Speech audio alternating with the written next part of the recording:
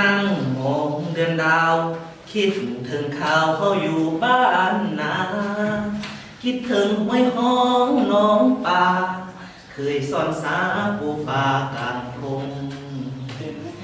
คิดฮอดหน่อไม้แกงใส่ผักหวานอยู่ดงหอดยามไล่ควยลงทง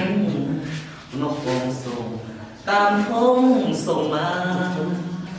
คิดฮอดแก่นามวนเทนายามตอนยามใส่เบ็ดใส่มองล่องไหลล่องเธอไปเสียวผาแก่นพาผักกูดผักนังเรียบฝั่งนายอย่างนาลวกกินกับแจวปลาร้าแซ่บแท้นาอาหารบ้านเราโอ้หอมกินไอกินถึงฟ้าสุขใจแท้น้อบ้านนาคำแดงมาไต้เขียดแค่น้องไต้อกไต้แง่ได้ลายแท้จนมาลำคองเสียงเขียดเสียงดีตั้งคงตั้งคงไปทั่วโคงนาแล้ววิอยากแล้วงานก็ต้มหวานมันโกต้มหวานมันหมดแล้วเนาะเอาโคตรต้มไก่หรือว่าเก็บตาลองเท้าสูงสาวคนเด่นสวรรค์เมืองฟ้าขอบ้านนาของมี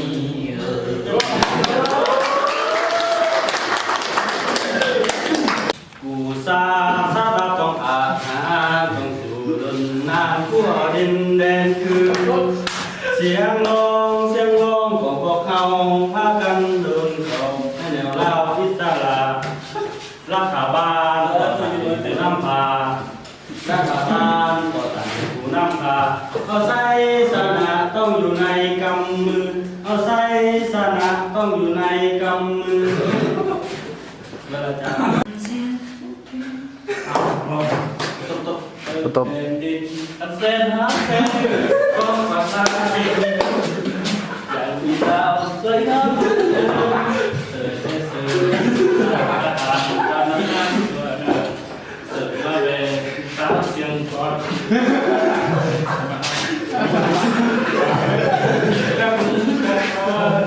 เสือหดยางก็ไม่ได้มึงยันที่คนดีจะต้องจากเอาไปใส่คนในเศร้าใจคงเหงาเดียวได้คงต้องแบบนี้เป็นยังคนดีจะต้องไปไกลเส้นแสนไกลคอยเหมือนจะตายเรื่องที่มีแต่เจ้าไม่ก็แล้ว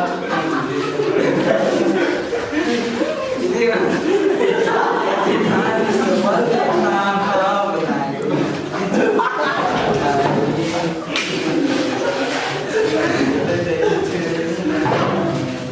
ก่อนหน้าเจ้าได้ยินไม่ที่เคยหาเป็นคนดีคนดีเขาสัญญาไม่สุดต้องไปใจที่ไหนแต่ที่เป็นฟ้าจะสบายเจ้าไหนก็จะคอยรู้ที่เจ้าคืนมาเว้ยเราชนะ start หัวใจสิวายกินทอดลายเด้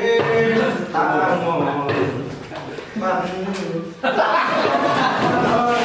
คนตามอนอายเรียนเคยว่าเคยยอเคยได้บอกให้กับน้องนางลืมอายเลยบ่เอวบางในเมื่อนางจะอายไปดนสิลน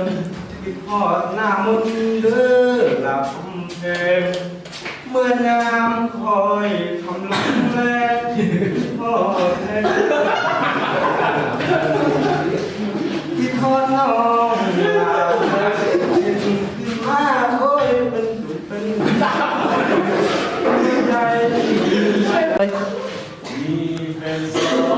คน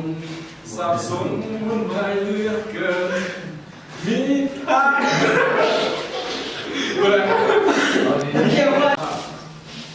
มีแฟนสองคนสับสนวุ่นวายเหลือเกินมีทางสองเส้นให้เดินสิเดินทางไหนย้อนถ้าหากสิแต่งกับคนใดดีแสนภูมิใจเต็มที่มีใจพักทั้งสองคนแต่คนหนึ่งจนแต่เป็นเศรษฐีน้ำใจซอยเหลือให้กำลังใจ น้องเป็นคนดีเหลือล้นส่วนของ